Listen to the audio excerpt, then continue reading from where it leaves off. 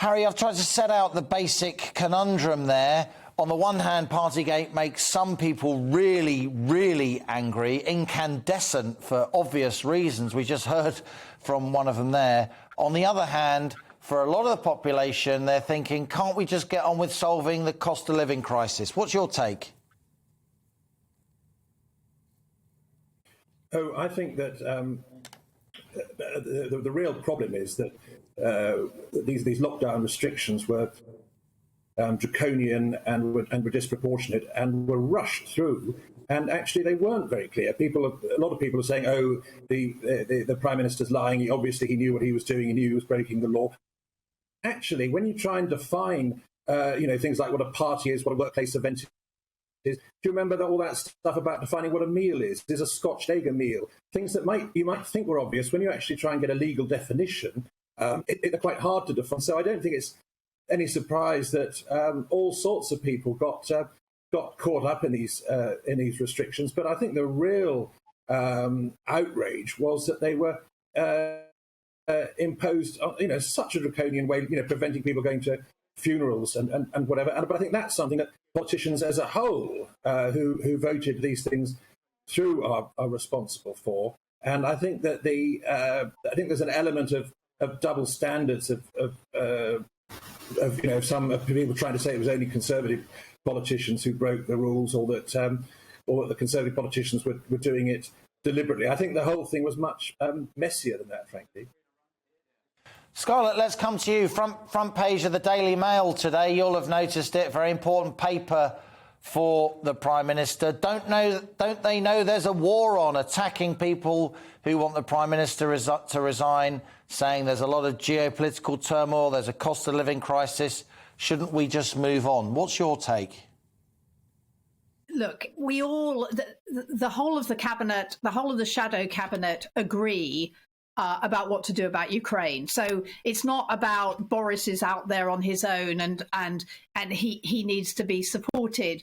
The whole of Parliament support what's going on in Ukraine. So I think this is a complete and utter red herring. And I have to say that the Conservative government got rid of Margaret Thatcher at the beginning of the first Gulf War. I mean, a woman of amazing substance, and they got rid of her because they thought she was an election loser.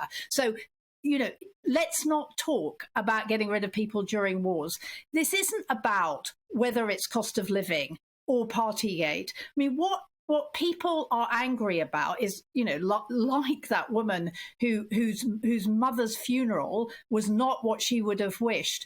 But actually, it's about one rule for them and the other for us. So Boris Johnson broke his own rules, and then he went into Parliament and said that he hadn't. So he then lied. So actually, this is really serious. This isn't just about somebody accidentally going into their own birthday party, though many parents will know how many children's birthday parties were cancelled because of his rules. This is about actually somebody who is not fit to be Prime Minister. Harry Phibbs, Scarlett makes a good case.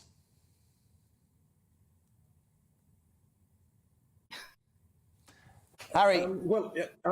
I would say that as far as the Ukraine is concerned, I think that it's clear that, look at it from the point of view of the Ukrainians. I mean, they would be very discouraged if we had this disruption of Boris Johnson resigning as Prime Minister and the uncertainty of it. It's not just a matter of changing Prime Ministers during the war, and people talk about, what about swapping Neville Chamberlain for Winston Churchill? The point is that Boris Johnson has been playing a very important role in supporting Ukraine. He's been doing it ahead of other countries, and that's something that the Ukrainians have made perfectly clear they regard as very important indeed. So I think there is a legitimate argument that it would be bad timing as far as the situation in Ukraine is concerned.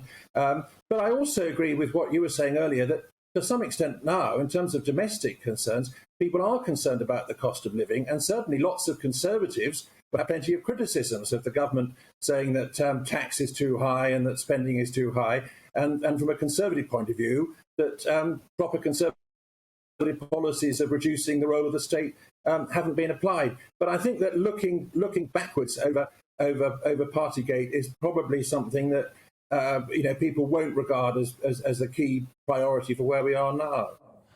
Scarlett Maguire, let's give the last word to you. You've been knocking around in the Labour Party for quite a while. So let me put this to you. Boris Johnson will hang on, the Tories will hang on, because in the end, Keir Starmer isn't ready. He's at best Kinnock rather than Blair. No, I'm going to have to sort of try and unpack that. So I think it's very likely Boris Johnson will hang on. I don't think this is a good thing for the country. I think it's interesting that all the Westminster people talk about how he's going to survive. Actually, if you go to if you look at the opinion polls, they want him to go. Absolutely no question about it. They are appalled. Keir Starmer, on the other hand, is absolutely ready to go. But whether we have Boris Johnson against him or the next person, I don't think makes any difference. But I do think that Boris Johnson is now fatally wounded. We know that he lied. We know he lied to Parliament. When Parliament gets back, there is going to be a God almighty row about the fact that he told them no rules were broken. And actually, it's going to be very difficult. And the British people would quite like to have somebody with some moral fibre as their Prime Minister. Welcome to the GB News YouTube channel. You can watch us live 24 hours a day, catch up on your favourite shows and join in the conversation in the comments below. Don't forget to subscribe and you'll never miss any of our exclusive content.